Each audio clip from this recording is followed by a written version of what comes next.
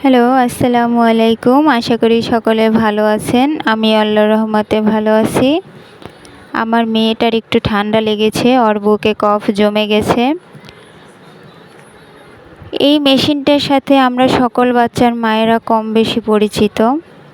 এই মেশিনটা বাসায় থাকা মানে অনেকটা সমস্যার সমাধান হওয়া। আজকাল বাচ্চাদের ঠান্ডা কাশি লেগেই থাকে, শীতকালে তো কথাই নেই। ঠান্ডার কারণে যখন বাচ্চার কফ বুকে আটকে থাকে তখন এটা ব্যবহারে শিশু অনেকটা আরাম পেয়ে থাকে। আমি আসলে দেখাচ্ছি এটা কিভাবে আমি ব্যবহার করি। প্রথমে এটার ভিতরে মেডিসিন দিয়ে নিতে হবে।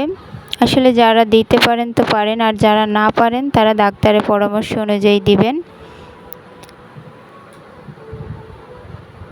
ডাক্তার যেভাবে বলবে ওভাবেই দিতে হবে। এই মেশিনটার সাথে কয়েকটা মাস্ক থাকে।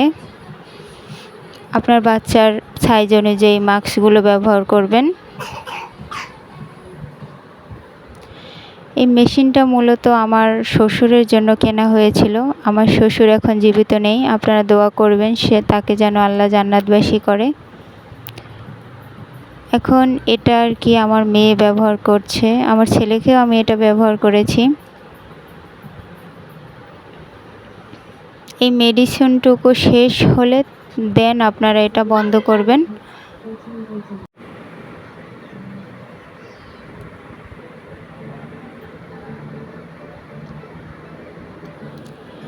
এটা ব্যবহারের পর আবার আপনারা সুন্দরভাবে খুলে পরিষ্কার করে তারপর রেখে দিবেন।